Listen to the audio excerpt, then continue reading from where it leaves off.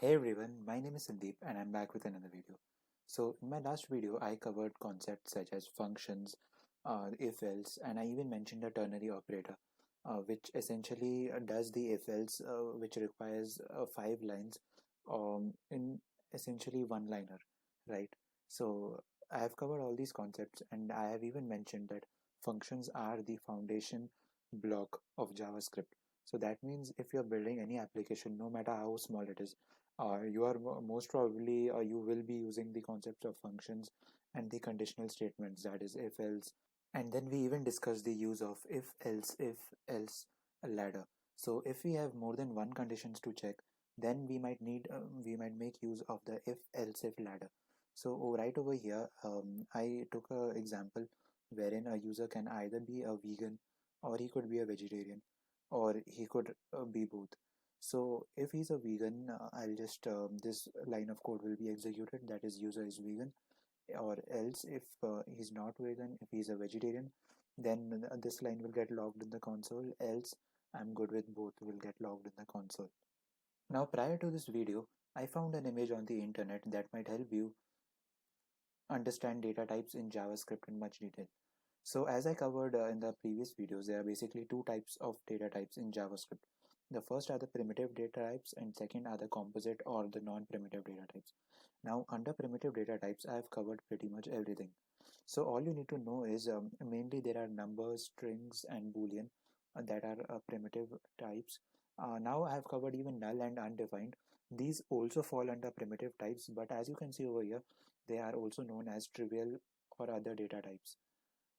And then the other category is there, that is the composite or the non-primitive data types, and it mainly consists of objects and arrays. Now, before explaining objects and arrays in detail, I wanted to cover strings in detail as much as I can. Alright, so let me start off by making a new file. So I'll then get rid of this history file, and I'll make a new file over here and I'll name it js hyphen, and since we are learning about strings, I'm going to name it as js strings, and since it is a JavaScript file, I'll end it with .js, and here's our file. So now I've covered what a string is. So I'll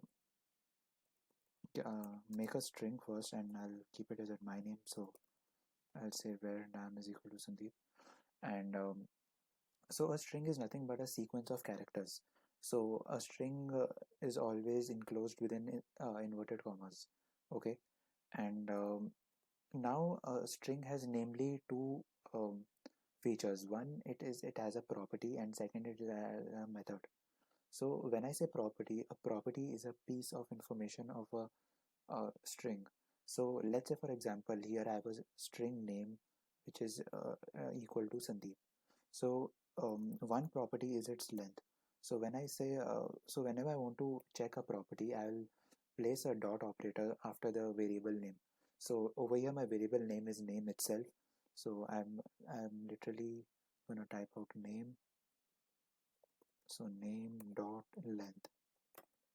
Now that I want to know this, I'll just console log it. So console.log name dot length, and I'll save this file and I'll run it. So the way I'll run is I'll type node, since I have node installed in my machine, and the name of the file, which is js-strings. And guys, note that I'm in my D drive, code smokers and JavaScript directory. So you just have to be in the current directory in order to run this file. Just make sure of that. So when I run this file, as you can see, I get the output as 7, because if you check the length of the string, which is uh, Sandeep, turns out to be 7, because S is 1, A is 1, N is 1, D is 1, we have 2 E's and a last P. So in total there are 7 characters. That means the length of a string is 7. Now this is a property, and the other thing which I told was method. So method is something which takes an input, does some computation on it and gives us an output. Alright, so let me cover one method. So To invoke a method, it is yeah, in the fashion is similar. So all we got to do is got to type the name of the variable. So here the name is name itself, and now if I say index of, so index of is a method. So now since it is a method, I have to open and close parentheses, similarly how I did with a function and the if else. So inside index of, I need to pass a character so that I can get an index of that character. So it is going to return me the first index which it finds. And if you have worked with any other programming language, you might be aware that most of the general purpose programming languages have a zero based indexing, meaning that the index starts with zero. So if I speak of this variable name, my character s occupies the zeroth index, whereas a has the one index, and so on.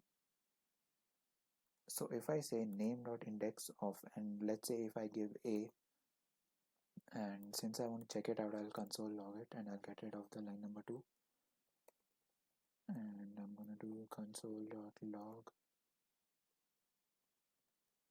and let's save it and let's run this file. So as you can see, it gives 1, and it is pretty obvious as I explained just right now. S has my 0th index and A has my first index, right? So it gives 1 as the index, which it should. And let's talk about E. So instead of A, I'll now do E. So according to my definition, I should get 1, 2, 3, 4. So this E right here, which I've underlined, oh yeah, you may not see it, now you can. So this E right here, it occupies the 4th index, so I should get 4th. So let me save it and run it. So as you can see, 4 is output. So since there is another E, but it will always give me the first occurrence of that character, right? So my output is correct according to my definition. Also, there is something known as the last index of. So on the contrary, it is going to check with the last position. So I'm going to say last index of E. Let me save the file this time and check what the output is. So if I run this file, so instead of 4 I get 5, and it is pretty obvious because instead of checking from the right beginning, it is going to check from the end, right? So if I check from the end, this is my last index of, and turns out it gives 5, which is correct.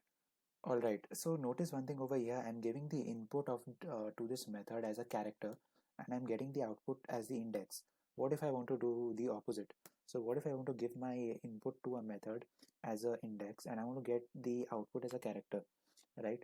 So for that, there's a different method, and that is something known as char@.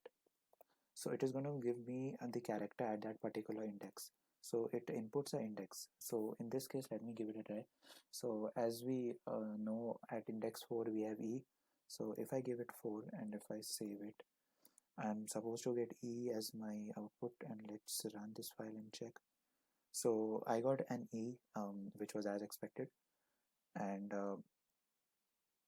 so if we want to get the character at any index, all we got to do is we got to use the method of char@, and as the input, obviously we are going to pass the index.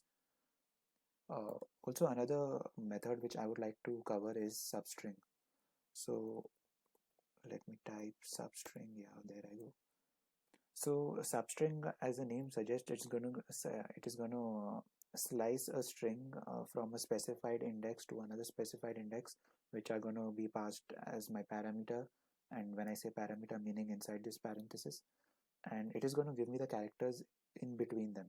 So let's say over here in my string Sandeep, if I want to fetch the last 4 Deep, so what I got to do is I got to say, I got to mention the first position, which is so S is 0, A is 1, N is 2, so D is 3. So the beginning index is 3, and I want to, so as you can see over here, it takes the start number and the end number. So the starting, I'm giving it as a 3. That means it will start with deep, and I'll end it with 7 as my length was 7. So let me save it and run. So as you can see, I got my output as deep because and that's what the substring does. It slices this the string between these positions, between the specified index positions. And yeah, okay, let me check what if I don't pass my last index. So what is it going to do? So if I save this and if I run it, so let's run this again, it gives deep only. The reason being is because I didn't pass my second parameter, which is generally the ending of the substring. So it doesn't so it just gives the whole string after the beginning.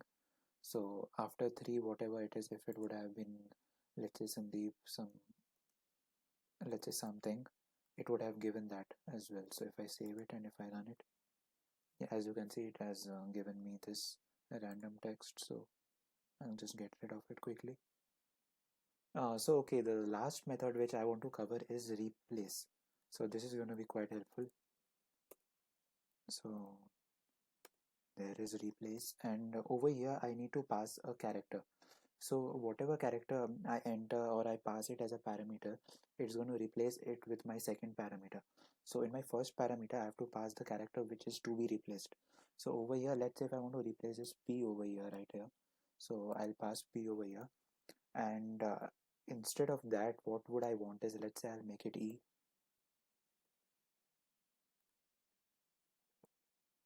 So if I save it and if I run it using the node command, so as you can see, I get sand with 3 e's.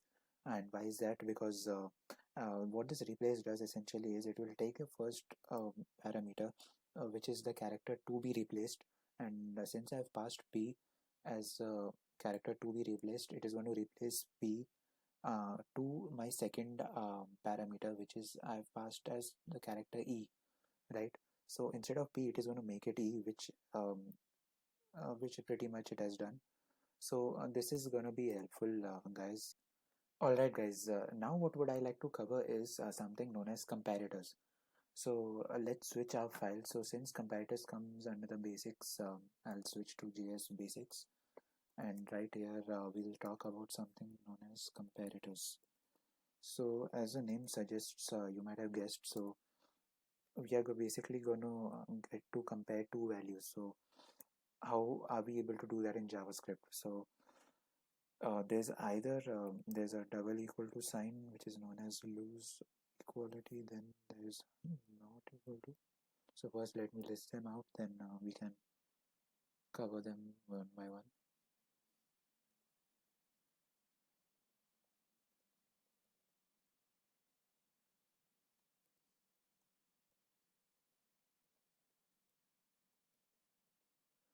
Alright, so I think I have covered all the comparators. Alright, so first let me get to this double equal to. So this double equal to is the known as the lose equality operator, and you will come to know why it is called lose equality operator. So let me make two variables. Let me call them as num1. So I'll say num1 is 21, and I'm going to give my num2, which will also be equal to 21, and finally I'll give num3 as 21, but this time it will be enclosed within inverted commas, meaning that num3 is a string. Alright, so as we have studied, as I've taught you guys if else condition, so I'll just incorporate it right now. So what I would like to do is I would like to check if my num1 and num2 are the same or not, which they are apparently. So what I'm going to do is I'm going to be using of the first operator, which is double equal to. So what I would like to do is num1 equal to num2. That's the way you pronounce it. So if my num1 is equal to num2, I want to console.log. So num1 and num2 are the same. the same, right? So first let me quickly get rid of all the code above it since we don't need it anymore. So I'll just comment it out so that my machine does not read it, and let me save it and let me run this. So this is node and the file name is js-basics, and now if I hit enter, you can see it turns out that num1 and num2 are the same, meaning that this line of code gets executed, meaning that my num1 is equal to num2. So what this double equal to checks is it checks the value of both these variables. Now instead of num2, let me say num3. So notice one thing, now I'm checking num1 and num3's value, right? So previously I checked for num1 and num2, which both had the value of 21, and both were the same data type, that is both had the same data type, which was integer or a number precisely. So now let me run this file, save it and then run it. So as you can see, this gets executed still, right? Meaning that it is giving both these num as equal, meaning that my LHS, meaning the left hand side is num1, which has the value of 21, my num3, the right hand side, which is a string but has a value of 21. So what I'm trying to convey is what this double equal to do and does. So double equal to, as I've said, it is called the loose equality operator. So all it does is it just checks for the value, it doesn't check for the data type, right? So as you can see, all my num variables, which is num1, num2, num3, all these three have the same value, that is 21. But speaking of the data type, num1 and num2 are numbers, whereas num3 is a string. So just tell me guys, do you think this is a good approach when we want to check both our left hand side and right hand side? Like, do we want that if they are not of the same data type, still we want to give it a true? So this is not a good approach, especially when we will be building applications. So to overcome the limitation of this, we have a triple equal to, right? So before coming to that, I would like to say about no not equal to. So this question mark equal to means not equal to. So instead of that, let's put it as this. So all this means is it is not equal to. So it is quite the opposite of double equal to, meaning the loose equality. So if okay, let me show it in this way. So I'll just comment it out and I'll just simply do console.log num1 equal to num3. So as we saw earlier, it was giving true, only then this line 54 was getting executed. So it should return true over here.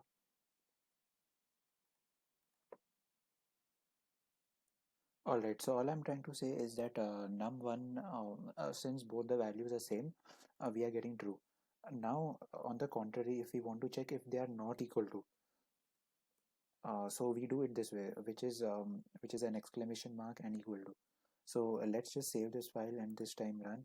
So if my double equal to gives true, my not equal to should give the quite the opposite. So if my double equal to gives true, that means my not equal to should give a false. And let's check it.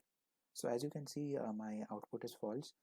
Just imagine it this way. So not equal to is going to be the opposite of equal to. So not equal to is the opposite of equal to. So if my double equal to gives like true, let's say, it is going to be the opposite of that, that is false. And similarly, if my double equal to gives false, my not equal to is going to give true. Alright, moving on to strict equality, that means I'm going to talk about this triple equal to. So all this is, so as we saw the drawback of this double equal to, meaning that it checks for the value on the both left hand side and as well as right hand side. So as you saw on my num1 and num3, so my num1 has a value of 21. Also my num3 also has a value of 21, whereas if you check the data type, my data type of num1 is a number, whereas num3 has a data type of string. So I should get, they both are not the same, right? So that's what I'm trying to achieve. So if I do console.log num1 is equal to triple equal to num3. So if my num1 is strictly equal to num3, I'm going to pronounce it that way, and I'm going to save it, and I'm just going to comment it out since I don't need it anymore. And if I run the same command, it turns out it's false, and that's what I wanted as an output, right? Because both of them are not the same thing. My num, although they have the same value, my num1 is a number, whereas num3 is a string. Now that my num1 and num2 are identical, let's check if my num1 is strictly equal to num2. So let me save this file and then run this. So as you can see, it gives true, which is quite as expected because both are identical. So this covers, so with this I've covered the strict equality. So there's on the contrary to that, there's not equal to, not strictly equal. So just as this, imagine this as well. So I'm just going to simply copy this. So if my strict equality gives a true, my strict inequality is going to give me false, right? So let me give it a try. So since my num1 is strictly equal to num2 was giving me true right here, I'm going to replace it with strictly not equal to, and let's check. So if I save the file and if I run this command, turns out it gives me quite the opposite. So uh, when I did for strictly equality, it was giving me true. Now if I did for strictly inequality, it is giving me false. So just imagine this being quite the opposite of this. So if this gives me one boolean, it is going to give me the opposite of that boolean, right? So now that I've done with the equality, let me come to the inequalities. So now it is quite obvious, as simple mathematics, these sign have the obvious meanings. So this symbol right there means greater than, and this symbol right there means less than. And to demonstrate this, I'll just simply log it in the console, so that so if I say 2 greater than 1, which is true, it should give me true. So if I comment it out and if I run this file, it gives me true, right? So my 2 is greater than 1. Okay, what if I give something wrong? So if I say 2 is less than 1, right? In that case, what it will do is it will give me a false, because what I've said right here in my console.log doesn't make sense, right? So 2 is greater than 1 as opposed to less than 1, right? So, and if I give an example of this, so let's say if, and instead of, so over here I'll pass another variable and I'll name it as age, and I'll give it as, let's say, 17. And what I would like to do over here is I would like to say if my age is less than 18, I would say that I would say log in the console,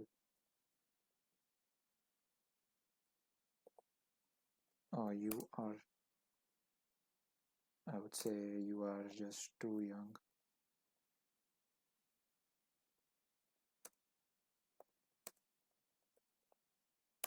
to drink alcohol. Alright, so if as now I've defined my age, now that I've defined my age to be 17, um, it should run this code, right? Because my age, which is 17, is less than 18. So logically I'm correct, and let's see if it works or not. So let me execute it. So as you can see, I get my output as you are just too young to drink alcohol, since I've defined my age to be 17.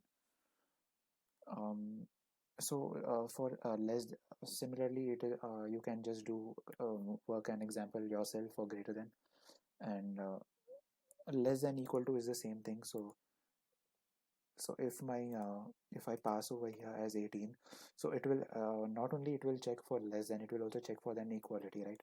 So let's say if I save it and if I run it, this time it is supposed to run it as well.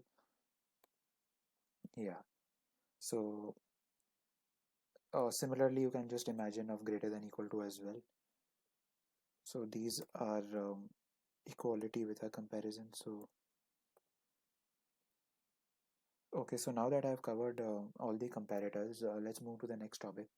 Alright guys, so far what I had done is I just placed the left hand side and right hand side of both. Whenever we are comparing, I just placed integers on my left hand side and right hand side for comparison purpose.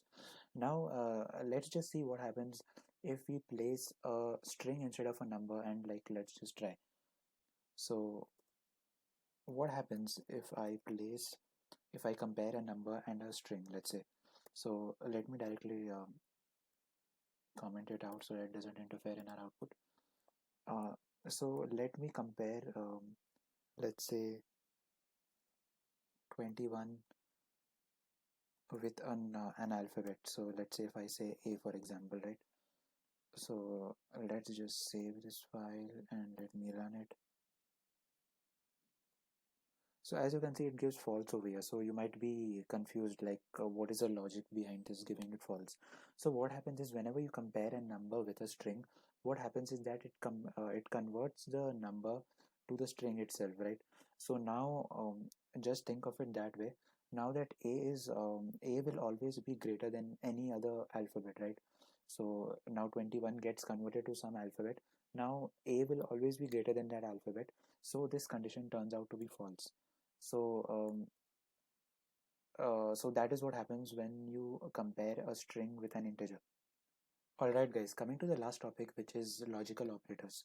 So over here I'll write logical operators as comments so that we know we are speaking of logical operators. So there are mainly three logical operators, which are logical and. So you write logical and as double ampersand. Then there's double pipe symbol for logical or, and then you have logical, so it's a not actually, so it's denoted by an exclamation mark. So what you got to do is, so let's check what each does. So it's pretty simple. So first is a logical and operator, which is denoted by double ampersand. So let me give a basic example. So what it does, it checks for both the conditions, for the left hand side as well as the right hand side. So if I say 3 is less than 4, which is true, and I give the logical and sign, and on this side I have to put another expression. So I'll just say 4 is equal to 4. So since both of these conditions are true, I'm expecting a true, right? So first let's check that out.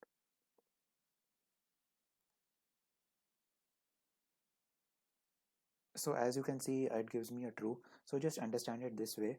If both the expressions on the left hand side, so I have listed on the left hand side I have 3 is less than 4, and on the right hand side I have 4 is strictly equal to 4. Since both of them are true, I'm getting the output as true. If any of them would be false, meaning that either the left hand side or the right hand side, I would have got false as my output. So and just to put it in practice, let's say if I put 3 greater than 4, so this turns out to be a wrong condition, and if I run it, I'm expecting a false. I'll just comment this out as well. So now if I run it, you can see I get false. And if the right hand side is also false, I'll still get a false since my both the conditions are false. Alright, so for a real world example, let's just say I have a variable that just keeps track of a user, right? So let's say if the user is logged in, my this boolean, uh, so I'll say is auth, so that means is authenticated. So let's just say I give it a boolean value. So if my user is logged in, it will be true, else I'll set it to false. For the timing, let's just assume that my user is logged in, so I'll just give it as true. And another boolean variable that will just say if he is logged in, if he's in the home page or not. So let's just say my user is in the home page, right? So now just to give a quick example, what I would like to do is I would place an if condition and I would like to check, okay, if my user is authenticated, that means he is logged in and he is in the home page itself. I want to log in the console as welcome user. So just to put it in practice, what I would like to do is I'll make use of the logical and. So I would say is auth with a logical and, meaning I have to check the right hand side and the left hand side. If both are true, then only I'll run the code. So is homepage, yeah, and I'll say console.log welcome user, right? So I'll just comment this out and save it quickly and I'll run it. So as you can see, both these conditions are true, then only it is executing this line number 78. The another operator after logical AND is the logical OR, right? So it is denoted by double pipe symbol.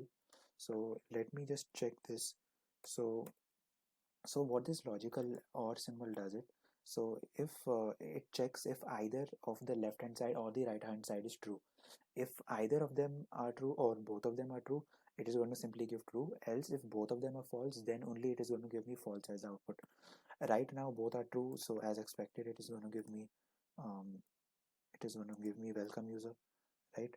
Or let me just change it a bit. So let's say my user is not authenticated, right? So if my user is not authenticated,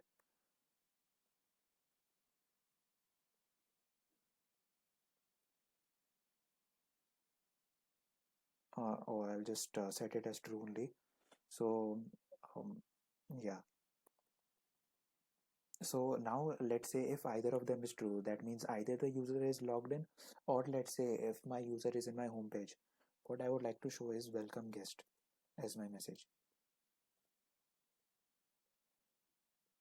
So if I save it, so as you can see over here, my user is not logged in, meaning my is_out variable is false. So my left hand side is false of my logical OR, whereas my right hand side is true. So as I have said, if either of them is true, it is going to give the output as true regardless of which one is false, right? So let's just check the output. So it should give me true, and it should execute this code welcome guest, right?